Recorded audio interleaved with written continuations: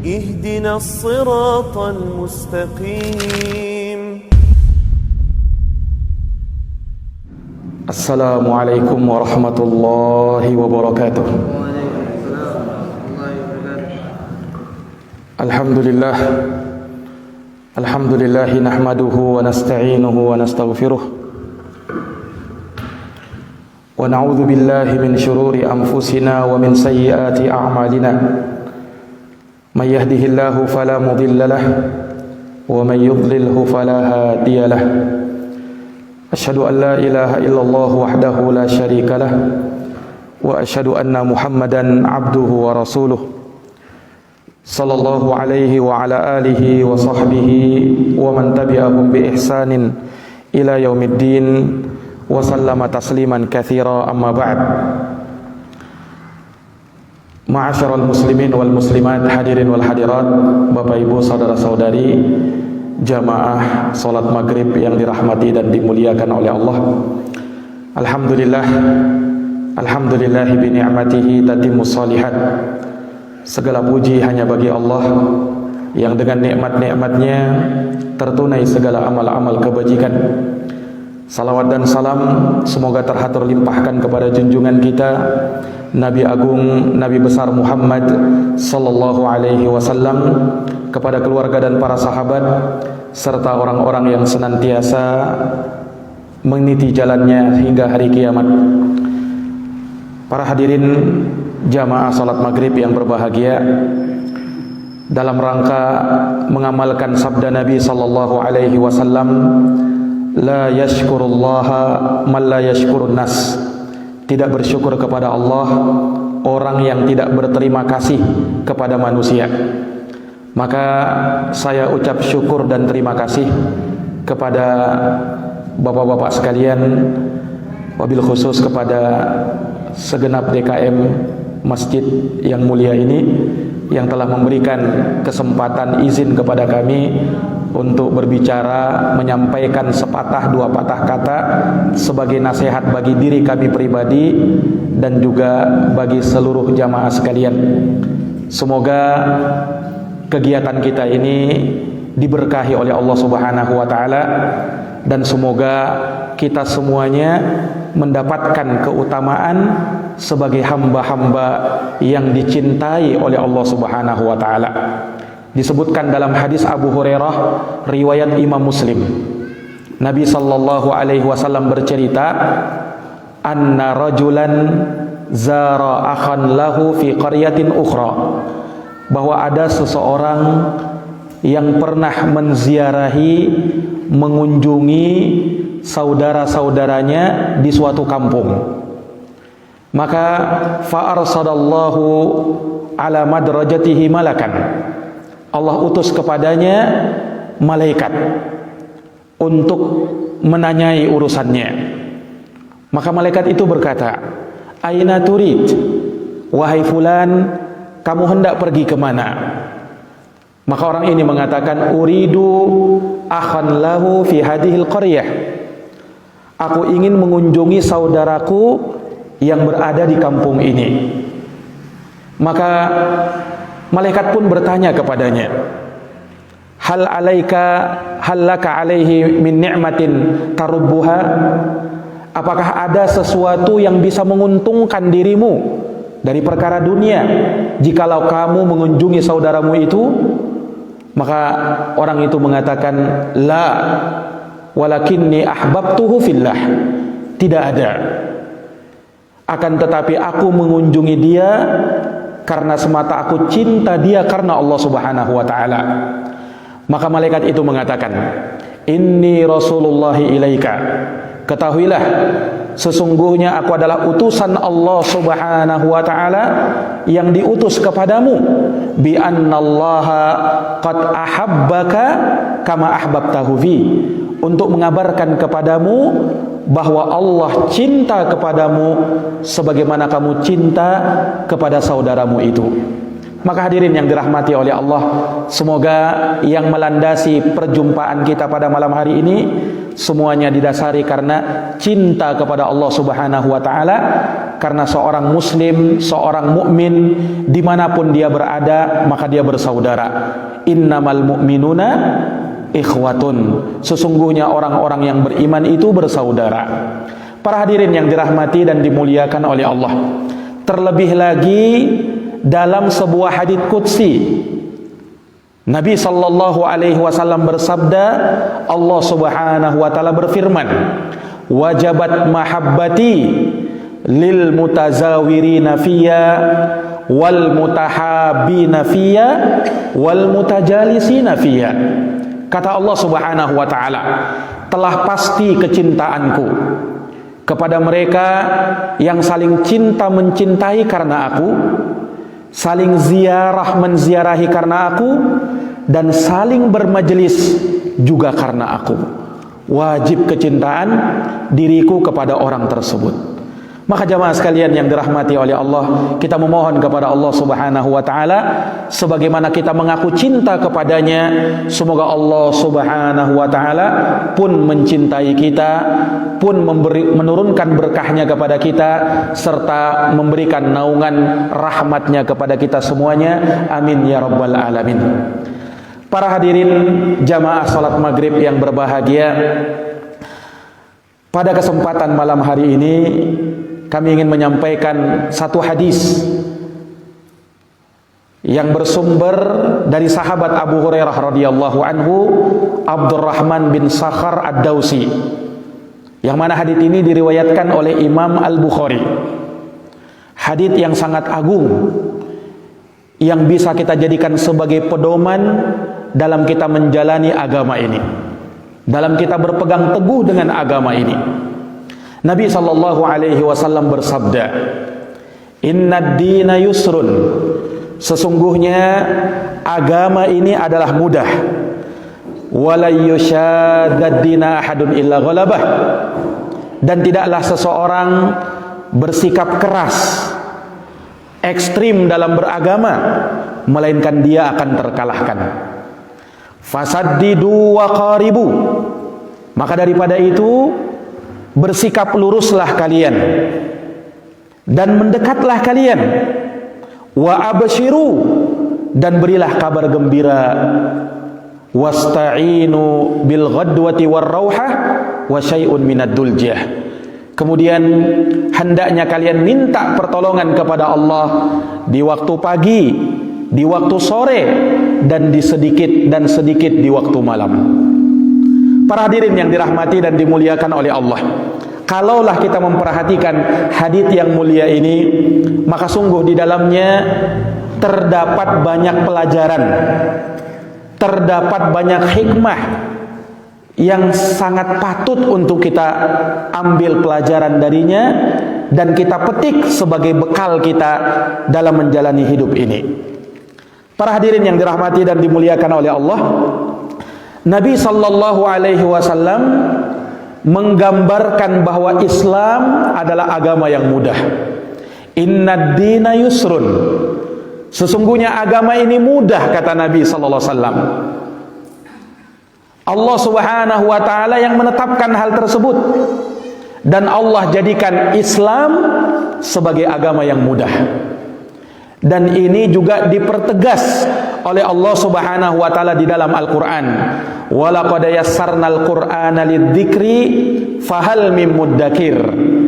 Sungguh kata Allah, kami telah mudahkan Quran itu untuk diingat. Namun adakah yang mau mengingatnya? Dan Nabi sallallahu alaihi wasallam bersabda, bu'ithtu bil hanifiyatis samhah.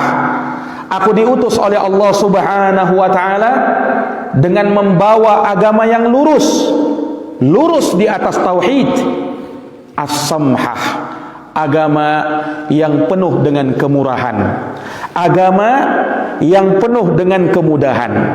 Ini Islam. Para jamaah sekalian, kalau kita melihat syariat Islam ini, tidak usah jauh-jauh Bapak Ibu sekalian, rukun Islam yang 5 saja.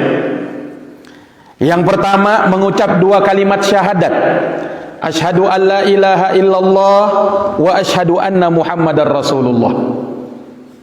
yang mana kita hidup dengan itu dan kita mati dengan itu.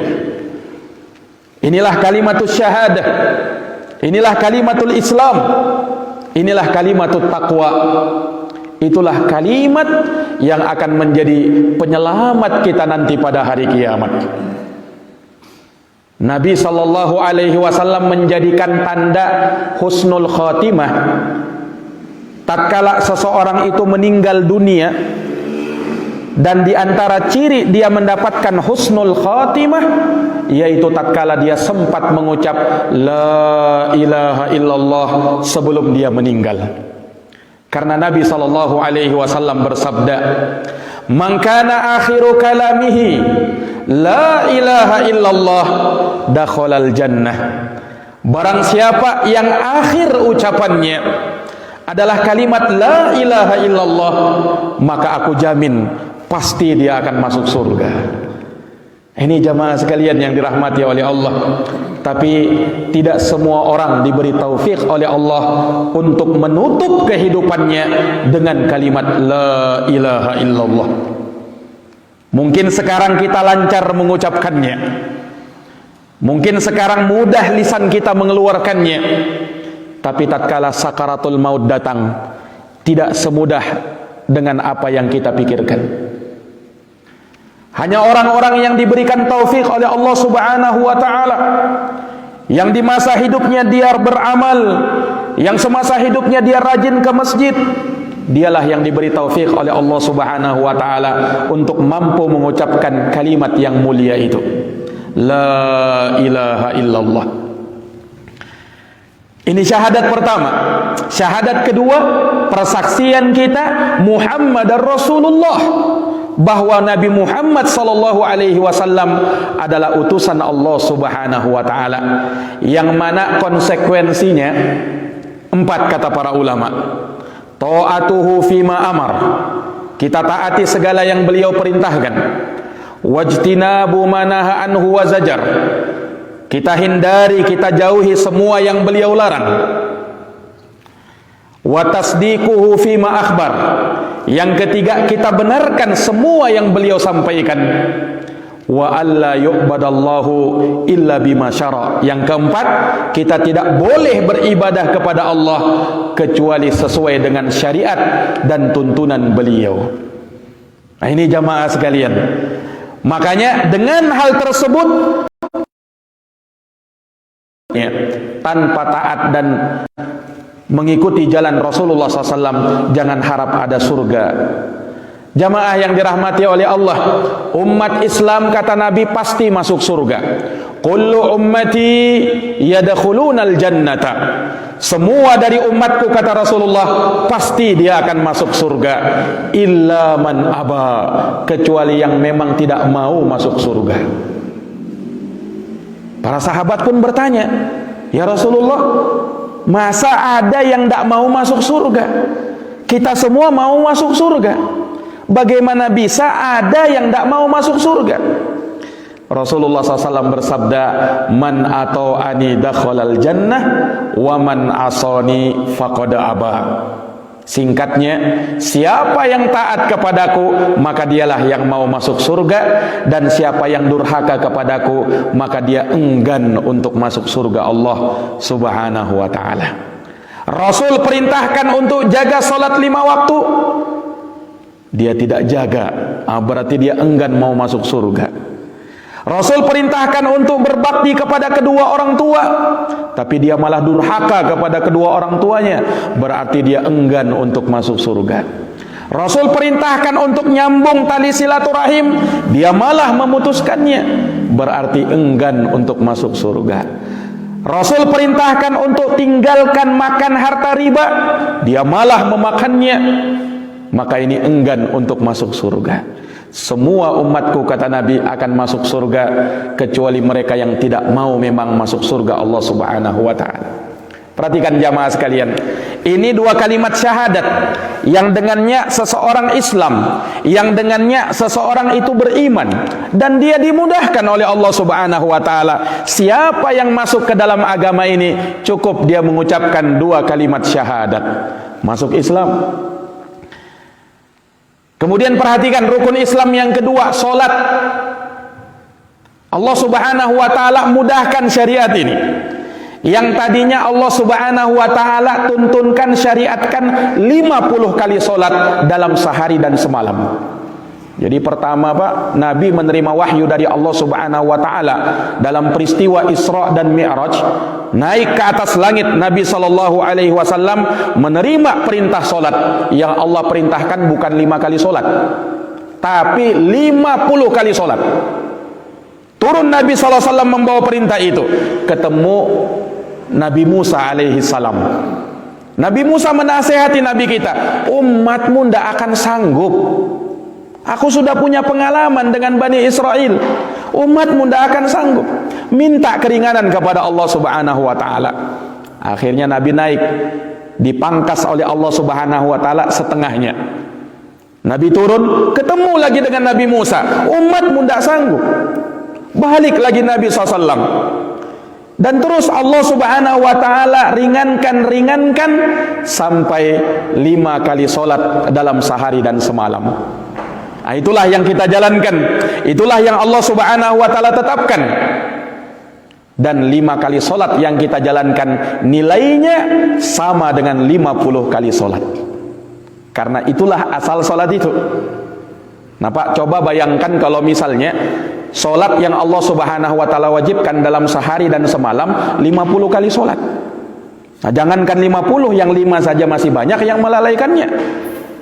Mau 50 kali solat, para jamaah sekalian. Tapi Allah Subhanahu wa taala tahu keadaan hambanya. Allah ringankan. Kalau memang masih ada yang menelantarkannya, betul-betul keterlaluan itu. Jamaah yang dirahmati dan dimuliakan oleh Allah Subhanahu wa taala. Dan perhatikan, dalam solat ada kewajiban-kewajiban yang mesti dijalankan. Dan itu menjadi gugur dalam keadaan-keadaan tertentu. Misalnya tatkala safar, ada syariat jamak qashar. Yang tadinya kita kerjakan solat itu pada waktunya masing-masing. Solat zuhur di waktunya, solat asar di waktunya, maghrib di waktunya, isya di waktunya. Tapi dalam kondisi safar boleh untuk dijamak. Entah jamak takdim diawalkan atau jamak takhir. Jamak itu artinya menggabung solat. Zuhur dan asar kita gabung, maghrib dan isya kita gabung. Kemudian setelah itu boleh dikosor. Dikosor artinya diringkas. Yang tadinya 4 rakaat boleh dikerjakan menjadi 2 rakaat. Perhatikan jamaah sekalian, Allah Subhanahu wa taala mudahkan.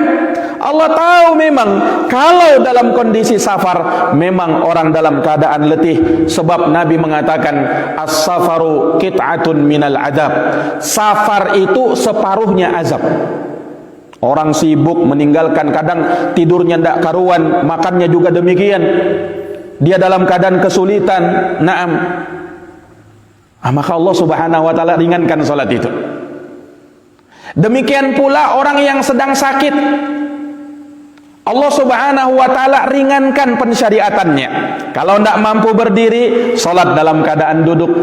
Tidak mampu duduk, salat dalam keadaan berbaring, dirusuk sebelah kanannya. Tidak mampu juga berbaring terlentang. Ini Allah Subhanahu wa taala mudahkan.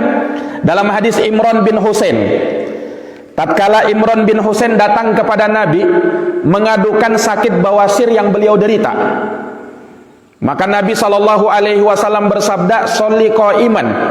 Salatlah kamu dalam posisi berdiri. Fa illam tastati fa qa'idan. Kalau tidak mampu salat berdiri, salatlah dalam keadaan duduk. Fa illam tastati fa ala jambin. Kalau tidak mampu salat dalam keadaan duduk, salat dengan berbaring dirusuk sebelah kananmu dan hadapkan wajah dan badanmu ke kiblat. Fa illam tastati fa mustalqiyan. Kalau tidak mampu juga salat dalam keadaan seperti itu, maka salat dalam keadaan berbaring terlentang. Allah mudahkan syariatnya, ya kan? Selama nyawa di kandung badan, ruh belum berpisah dari jasadnya, selama itu juga wajib solat itu ditegakkan. Ini jamaah sekalian yang dirahmati dan dimuliakan oleh Allah. Ternyata Allah mudahkan syariatnya. Itu yang kedua. Yang ketiga, zakat. Ini juga Allah mudahkan pensyariatannya. Bagaimana zakat itu Allah Subhanahu wa taala syariatkan kepada umat Islam sebagai pensucian bagi mereka. Suci jiwa mereka, suci pula harta-harta mereka dengan zakat. Dan itu sebagai santunan bagi fakir miskin yang membutuhkan. Yang dari sana tercipta akhlak-akhlak yang mulia, dan dari sana terkikis darinya sifat kikir dan bakhil. Ini dengan zakat. Dan Allah mudahkan, zakat itu tidak disyariatkan kecuali sampai terpenuhi dua syaratnya. Yang pertama sampai nisab, yang kedua berlalu 1 tahun haulnya. Karena Nabi bersabda, la zakata hatta yahula alaihil haul. Tidak ada zakat sampai itu harta berputar selama 1 tahun, selama 1 haul. Kalau sebelum itu tidak terpenuhi syarat, belum ada kewajiban zakat. Pun tatkala terpenuhi, yang Allah minta cuman berapa, Pak? Dari zakat itu cuman 2,5%, 1/40 dari harta yang kita miliki. Mudah dia, ringan. Allah tidak minta setengahnya, Allah tidak minta 10%, 2,5% aja dalam setahun lagi itu. Ini para jamaah sekalian, mudah kan syariat ini? Iya. Kemudian puasa, lihat puasa itu. Allah Subhanahu wa taala syariatkan kita, wajibkan kita puasa bukan tiap bulan. Dalam 12 bulan, dalam setahun hanya 1 bulan saja, yaitu bulan Ramadan. Wajib puasa itu. Kemudian dengan puasa itu kita akan mendapatkan keutamaan-keutamaan yang besar, terhapus, terkikis dosa-dosa yang pernah kita kerjakan. Sebagaimana yang dimaklumi keutamaan ibadah puasa itu. Nah, kemudian perhatikan, Allah Subhanahu wa taala mudahkan pensyariatannya. Bagi mereka yang sakit atau sedang safar dalam perjalanan, tidak wajib puasa, boleh berbuka, nanti diganti di waktu yang lain. Faman kana minkum maridun aw ala safarin fa iddatun min ayyamin ukhar. Siapa yang sedang sakit atau sedang dalam perjalanan safar, boleh dia tidak berpuasa, tapi nanti ganti di waktu yang lain. Ini para jamaah sekalian. Kemudian di sana ada hukum-hukum keringanan-keringanan bagi wanita yang hamil dan menyusui. Boleh untuk tidak berpuasa, dia berbuka, nanti dia bayar fidyah. Demikian pula bagi orang tua renta yang sudah tidak mampu berpuasa, maka dia hanya diwajibkan bayar fidyah saja. Lihat, Allah mudahkan syariat ini. Yang terakhir, yaitu syariat kewajiban haji ke Baitullahil Haram. Allah tidak wajibkan bagi semua orang. Yang Allah wajibkan hanya yang mampu saja. Walillahi 'alan nasi hajjul bait man istata'a ilaihi sabila. Milik Allah Subhanahu wa taala. Kewajiban atas manusia untuk menunaikan haji ke Baitullahil Haram. Bagi siapa? Bagi yang mampu. Yang tidak mampu Allah Subhanahu wa taala tidak wajibkan. Ini para jamaah sekalian. Jadi kalau kita perhatikan syariat kita ini, mudah syariat ini. Makanya benar yang Allah firmankan, ma ja'ala 'alaikum fid dini min haraj. Allah tidak menjadikan dalam agama ini suatu kesulitan. Yuridullahu bikumul yusra wa la yuridu bikumul usra. Allah inginkan kemudahan kepada kalian, dan Allah tidak menginginkan untuk menyulitkan kalian. Toha, ma anzalna 'alaikal qur'ana litashqa. Allah tidak turunkan Quran itu untuk menyulitkan kalian, tidak. Justru untuk memberikan kebahagiaan kepada kalian. Syariat ini mudah, dan Nabi SAW diutus membawa kemudahan, membawa agama yang mudah. Ini jamaah sekalian yang dirahmati oleh Allah. Makanya Islam ini agama yang mudah, syariatnya mudah. Tidaklah seorang menganggap berat ini agama, melainkan di dalam hatinya terdapat penyakit-penyakit. Nah, itulah yang harus kita bersihkan. Di sana ada perkara yang memang membuat kita itu berat untuk beramal. Apa saja itu, Ustaz? Yang pertama, terlalu banyak dosa. Nah, dosa ini yang membuat kita berat beramal, Pak. Tatkala hati kita sudah dipenuhi dengan dosa, salat itu beratnya bukan main. Nabi SAW mengingatkan, idza aznabal abdu nukitat fihi nuktatun sauda. Apabila hamba melakukan suatu dosa, maka akan dititikkan di dalam hatinya satu titik hitam. Kalau dia bertaubat kepada Allah, maka Allah beningkan kembali hatinya. Tapi kalau dia ulangi lagi itu dosa, maka ditambah titik hitamnya, maka itulah ron yang Allah firmankan dalam Quran, kalla bal rona ala qulubihim ma kanu yaksibun. Sekali-kali tidak, bahkan hatinya telah tertutup dengan noda-noda hitam, dosa-dosa, sehingga tidak lagi bisa menerima petunjuk dari Allah Subhanahu wa taala. Para jamaah sekalian yang dirahmati oleh Allah, ini dosa yang membuat seorang itu menjadi berat untuk melakukan amal ibadah. Perhatikan Pak, Nabi SAW, salat itu beliau jadikan sebagai penyejuk hati beliau, hal yang menenangkan dan menenteramkan jiwa. Nabi pernah bersabda kepada muazzinnya Bilal, ya Bilal, arihna bis shalah. Wahai Bilal, buat kami beristirahat dengan kau tegakkan salat itu. Wajuilat liyas salatu qurratu aini. Dan salat itu, kata Nabi, telah dijadikan penyejuk hati bagi saya. Ini jamaah sekalian, beda dengan orang-orang yang di dalam hatinya sudah terlalu banyak dosa. Salat itu beban yang berat bagi dirinya. Tatkala dia berdiri salat, dia pengen cepat-cepat selesai.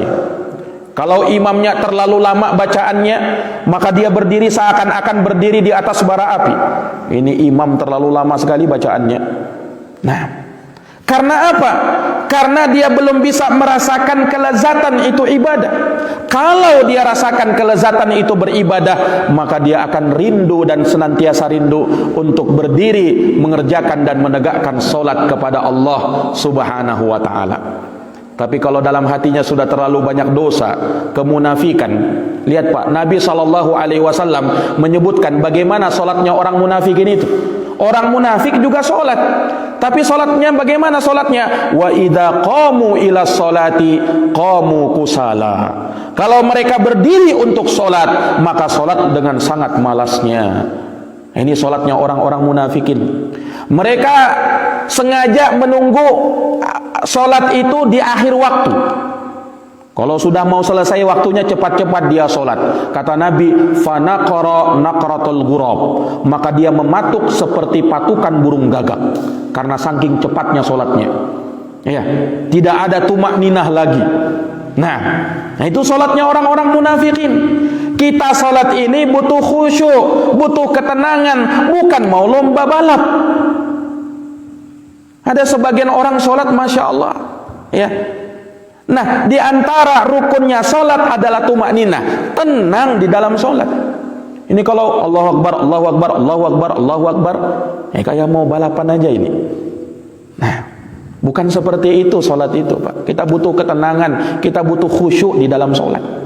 Para jamaah sekalian yang dirahmati dan dimuliakan oleh Allah, ini yang pertama yang membuat orang itu menjadi berat untuk beramal, menjalankan syariat Islam. Yang kedua, yang juga menjadikan seorang itu berat untuk beramal adalah cinta dunia yang terlalu berlebihan. Cinta dunia yang terlalu berlebihan. Cinta kepada dunia wajar Pak, sebagai manusia orang cinta kepada harta, cinta kepada dunia. Tapi ada yang terlalu berlebihan.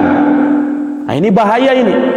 Nah, sehingga dia disetir oleh dunianya, dia disetir oleh hartanya. Bukan dia yang mengendalikan hartanya, tapi dia yang dikendalikan hartanya. Kapan hartanya, ya, keuntungan dunianya mengatakan tunda dulu sholatmu, maka dia tunda itu. Kapan dunianya mengatakan akhirkan dulu sholat itu, gampang, maka dia akhirkan sholatnya. Kenapa? Dunia. Subhanallah. Sebenarnya kita ini di dalam agama ini Allah nasibaka minad dunya. Cari, kata Allah, usahakan selalu apa yang Allah Subhanahu wa taala siapkan untukmu di negeri akhirat. Tapi jangan lupa duniamu. Nah, jadi dunia itu jangan lupa, Pak. Akhirat tetap di nomor satu kan. Jangan kebalik. Jangan kebalik. Ada sebagian orang kebalik. Ya, kalau ayat kan utamakan negeri akhiratmu, utamakan agamu. Dunia jangan kau lupa. Tapi sebagian orang mungkin ini sudah dianggap nasihat terbaik seorang orang tua kepada anaknya. Nak, kejar cita-citamu nak setinggi langit. Tapi jangan lupa kau sholat. Hah? Jangan lupa kau sholat. Kalau dalam ayat tadi apa, Pak? Kejar agamamu, jangan lupa duniamu. Kebalik dengan nasihat sebagian orang ya. Orang-orang mengatakan kejar cita-citamu, cari duniamu, jangan lupa kau sholat. Ini berarti menempatkan agama jangan lupa. Nah, ini kebalik. Harusnya akhirat itu yang nomor satu. Dunia jangan kau lupakan. Ini jamaah sekalian. Artinya begini, salah juga kalau ada orang itu ibadah terus di masjid. Ya rezeki Allah tidak akan turun dari atas langit, tidak mungkin. Kita perlu juga mencari dunia kita, karena kita butuh makan, kita butuh minum, kita butuh pakaian, kita butuh tempat tinggal. Itu jangan lupa. Makanya dalam Quran apa? Dalam surat Al-Jumu'ah, fa idza qudiyatis shalah, apabila salat itu sudah ditunaikan, apa perintah Allah Subhanahu wa taala? Fantashiru fil ard, bertebaranlah kalian di muka bumi. Untuk apa bertebaran? Wabtaghu min fadlillah, cari karunia-Nya Allah, cari rezekinya Allah Subhanahu wa taala. Nah, ini para jamaah sekalian yang dirahmati dan dimuliakan oleh Allah. Iya, maka seseorang hendaknya pandai-pandai menempatkan dirinya dalam agama ini. Iya, inilah yang membuat kita berat dalam menjalankan agama. Islam itu mudah, syariatnya mudah. Tidaklah seorang berat dalam menjalankan ini kecuali karena dosa atau cinta dunia yang terlalu berlebihan. Agama kita mudah. Inna dina yusrun, agama ini mudah. Kemudian kata Nabi, walay yushadad dina ahadun illa ghalabah, tidaklah seseorang itu memberat-beratkan dirinya dalam beragama kecuali pasti dia akan terkalahkan. Makanya Islam itu menentang sikap ekstrim dalam beragama. Islam itu bukan agama radikal. Islam itu bukan agama teroris, bukan. Islam itu agama pertengahan. Nabi mengatakan tidaklah seorang itu berkeras-keras dalam beragama kecuali pasti dia akan terkalahkan. Makanya Pak, sudah dikenal Islam itu agama pertengahan. Wa kadzalika ja'alnakum ummatan wasata. Demikianlah kami jadikan kalian sebagai umat yang pertengahan. Dan Allah melarang dari sikap gulu, ekstrim, berlebih-lebihan dalam agama ini. Allah sudah tegur umat sebelum kita. Ya ahlal kitab, la taghlu fi dinikum. Wahai ahli kitab, jangan kau berlebih-lebihan dalam agamamu. Jangan. Dan Nabi SAW bersabda, mengingatkan umatnya, iyyakum wal ghulu fid din, fa inna ma ahlakal ladina min qablikumul ghulu fid din. Hati-hati kalian gulu dalam beragama. Hati-hati. Karena yang menyebabkan binasanya orang sebelum kalian karena mereka gulu, bersikap berlebih-lebihan, ekstrim dalam beragama. Jangan. Para jamaah sekalian yang dirahmati oleh Allah, ada cerita 3 orang sahabat datang ke rumah Nabi, Pak. 3 orang sahabat ini datang ke rumah Nabi. Ternyata Nabi ketika itu belum ada. Yang ada cuman istri Nabi Sallallahu Alaihi Wasallam. Mereka tanya tentang ibadahnya Nabi bagaimana. Maka diceritakanlah ibadah Nabi itu begini, begini dan begini, luar biasa hebat. Tapi subhanallah, 3 orang sahabat ini karena mereka betul-betul semangat dalam menjalankan Islam, mereka lihat ibadahnya Nabi ka'annahum taqalluha, seakan-akan mereka itu menganggap ibadahnya Nabi masih sedikit. Padahal ibadahnya Nabi itu luar biasa sudah. Bayangkan Pak, Nabi itu Sallallahu Alaihi Wasallam karena terlalu seringnya ruku dan sujud, bengkak-bengkak lutut beliau itu. Nabi pernah Pak dalam sholat malam berdiri bacaannya apa? Surat Al-Baqarah, surat An-Nisa, surat Ali Imran. 3 surat terpanjang dalam Quran itu dibaca oleh Nabi dalam 1 rakaat. Nah, kalau kita saja bagaimana itu, ya kan? Luar biasa ibadah Nabi. Tapi sahabat ini masih menganggap sedikit ibadahnya Nabi. Subhanallah. Tapi mereka mengatakan begini, oh kalau Nabi itu wajar. Kenapa? Nabi itu kan orang dijamin masuk surga, sudah diampuni dosanya yang telah lalu dan yang akan datang. Kita ini belum ada jaminan. Kalau begitu kita harus lebih hebat dari Nabi. Katanya apa? Orang yang pertama mengatakan, amma ana fa usolli al-laila kullah walam arqud. Kalau saya mau sholat semalam suntuk, saya tidak mau tidur. Sholat semalam suntuk, tidak mau tidur. Yang kedua mengatakan, wa amma ana fa asumu dahra wala uftir. Adapun saya mau puasa setahun penuh, tidak mau berbuka. Luar biasa ini. Orang yang ketiga mengatakan, wa amma ana fala atazawwajun nisa. Kalau saya tidak mau nikah. Kalau nikah sibuk dengan keluarga, nanti ibadah nanti lalai katanya. Ini 3 orang ini berkata seperti itu. Lihat ya, luar biasa ini semangat dalam beribadah. Akan tetapi Nabi lihat, Nabi datang, Nabi tegur 3 orang sahabat tadi. Ada apa kalian? Kalian mengucapkan begini dan begitu. Ketahuilah saya ini, kata Nabi, orang yang paling bertakwa dan orang yang paling takut kepada Allah. Walakinni usolli wa arqud. Tapi saya sholat dan saya juga tidur. Saya berikan hak untuk badan saya untuk tidur. Wa asumu wa uftir. Saya memang puasa, tapi saya juga berbuka. Ada waktu saya tidak berpuasa itu. Wa atazawwajun nisa, dan saya juga nikah.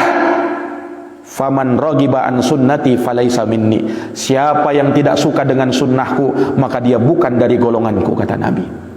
Subhanallah. Perhatikan Nabi, Pak. Ini kan sahabat ini menampakkan ibadah yang luar biasa, pengen baik dia kan. Tapi terlalu berlebihan. Nabi tidak suka yang berlebihan itu. Ibadah, tapi jangan terlalu memporsir diri. Jangan sampai kau siksa dirimu. Badanmu juga punya hak. Tunaikan hak itu. Ini para jamaah sekalian yang dirahmati oleh Allah. Makanya sekali lagi, Islam bukan agama yang ekstrim. Islam bukan agama yang keras. Islam bukan agama yang gulu berlebih-lebihan. Nah, ini para jamaah yang dirahmati dan dimuliakan oleh Allah Subhanahu wa taala. Makanya Nabi SAW tegas mengatakan, halakal mutanatti'un, halakal mutanatti'un, halakal mutanatti'un. Celaka binasa orang-orang yang mutanatti'. Imam Nawawi mengatakan al-mutanatti', yakni orang-orang yang berlebih-lebihan dalam ucapan dan perbuatannya. Nah, itu tercela. Tidak boleh berlebih-lebihan, ekstrim, radikal, tidak boleh. Islam bukan agama yang seperti itu. Tapi perlu digarisbawahi, Pak. Islam agama yang mudah. Tapi jangan permudah-mudah Islam ini ya. Jangan kalian mudah-mudahkan agama Islam ini, jangan. Islam itu mudah. Mudahnya apa? Mudah kalau kita berada di atas tuntunan syariat, tuntunan Rasulullah, maka itu kemudahan. Jangan mempermudah-mudah agama. Ada sebagian orang begini, Pak, berdalil dengan agama itu mudah. Nah, akhirnya apa? Pada saat dia mau sholat, lagi malas, ngantuk. Sudahlah, agama kan mudah. Nanti aja, besok aja sholatnya. Ini mempermudah-mudah agama namanya. Bukan seperti itu. Ada orang puasa, capek sedikit, bukalah. Kenapa? Kan agama mudah. Besok aja nanti saya kodok. Ini mempermudah-mudah agama namanya. Ya, kemudahan kita dapatkan manakala kita komitmen di atas tuntunan syariat. Di situ kemudahan. Bukan mempermudah-mudah agama. Ini para jamaah sekalian.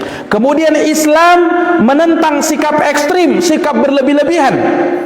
Yang bagaimana itu?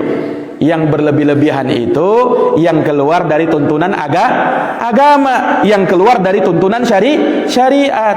Sebab ada juga orang yang menganggap ekstrim padahal bukan ekstrim. Sebagian orang, Pak, ada yang menganggap jenggot itu ekstrim.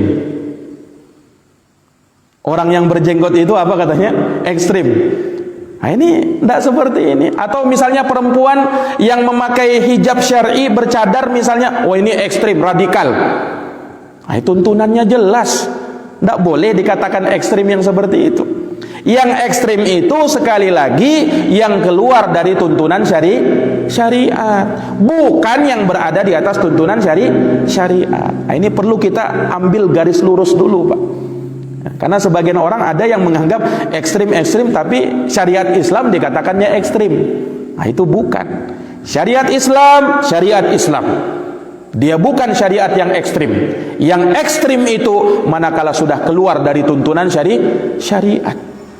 Nah, ini para jamaah yang dirahmati dan dimuliakan oleh Allah Subhanahu wa taala. Maka Nabi sallallahu alaihi wasallam tegas mengatakan, "Innad dina yusrun." Sesungguhnya agama ini mudah, wala yushadad dina ahadun illa ghalabah. Dan tidaklah seorang bersikap ekstrim dalam beragama melainkan pasti dia terkalahkan. Makanya apa kata Nabi SAW dalam lanjutan hadis, fasaddidu wa qaribu.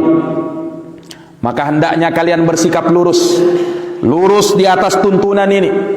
Hendaknya kalian berada di atas as-sirat al-mustaqim. Dan as-sirat al-mustaqim itu adalah berada di atas jalan Al-Quran dan sunnahnya Nabi SAW sesuai dengan pemahamannya para sahabat Rasulullah SAW. Itulah as-sirat al-mustaqim. Siapa yang menyelisihi jalan ini diancam oleh Allah Subhanahu wa taala.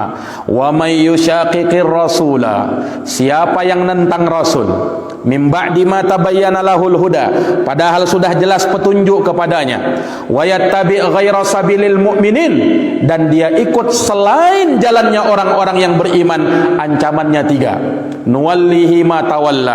Kami akan biarkan kemana dia berpaling. Wa nuslihi jahannam, kami akan masukkan dia ke dalam neraka jahannam. Wa sa'at masira, dan neraka jahannam itu adalah sejelek-jelek tempat kembali. Ini ancaman orang yang tidak berada di atas jalan yang lurus. Jadi Islam itu agama yang lurus, ibarat jalan, Pak. Jalannya sudah ada, lurus, enak, nyaman untuk dilalui. Jangan buat jalan baru. Nah, kalau buat jalan baru itu bikin capek, Pak. Taruh kalau lurus, kalau tidak lurus bagaimana? Taruh kalau nyaman dijalani, kalau tidak nyaman bagaimana? Nah, Islam itu kita tinggal menapaki saja, tinggal menjalani saja. Tidak perlu kita membuat perkara yang aneh-aneh, tidak perlu. Islam sudah sempurna, syariatnya telah lengkap, Allah dan Rasulnya sudah jelaskan baik di dalam Al-Quran ataukah di dalam sunnah Nabi SAW. Pegang teguh Quran dan sunnah itu, maka kita tidak akan menyimpang, karena Nabi sudah menjamin, taraktu fikum syai'aini ma in tamassaktum bihi malan tadillu abadan, kitaballahi wa sunnati. Aku tinggalkan kalian 2 perkara. Kalau kalian pegang 2 perkara ini, kalian tidak akan sesat selama-lamanya. Apa itu? Kitab Allah, Al-Quranul Karim, wa sunnati, dan sunnahku, kata Nabi sallallahu alaihi wasallam. Fasaddidu, maka bersikap luruslah. Wa qaribu, dan mendekatlah kalian. Mendekatlah kepada jalan yang lurus itu. Bagaimana caranya kita mendekat? Pelajari agama ini, Pak. Nuntut ilmu agama itu wajib. Tolabul ilmi faridatun ala kulli muslim. Nuntut ilmu itu wajib, kata Nabi SAW, atas setiap muslim dan muslimah. Wajib kita belajar agama ini, Pak. Nah, wajib kita untuk mendalami agama ini, yang dengannya kita pelajari kemudian kita amalkan. Iya, karena ilmu tanpa amalan ibarat pohon tanpa buah, tidak bisa menghasilkan apa-apa. Nah, para jamaah sekalian yang dirahmati dan dimuliakan oleh Allah Subhanahu wa taala, Imam Syafi'i, Muhammad bin Idris Asy-Syafi'i pernah mengatakan, ta'allamu fa idza alimtum fa'malu. Belajar kalian, pelajari agama ini. Kalau kalian sudah pintar, amalkan itu ilmu kalian. Jadi kita harus belajar, Pak. Menuntut ilmu agama, pelajari din kita, pelajari agama kita, supaya kita tidak mudah terombang-ambing. dapat perkara-perkara yang baru atau hal-hal yang misalnya kita perlu bersikap di sana, maka kita sudah ada tuntunannya, agama kita, ilmu yang kita ambil. Pelajari agama ini. Para jamaah yang dirahmati dan dimuliakan oleh Allah, makanya ilmu itu jalan keluar agar kita selamat dari kerugian. Semua manusia rugi, kata Allah Subhanahu wa taala dalam surat Al-Asr. Innal insana lafi khusr. Manusia itu rugi semuanya.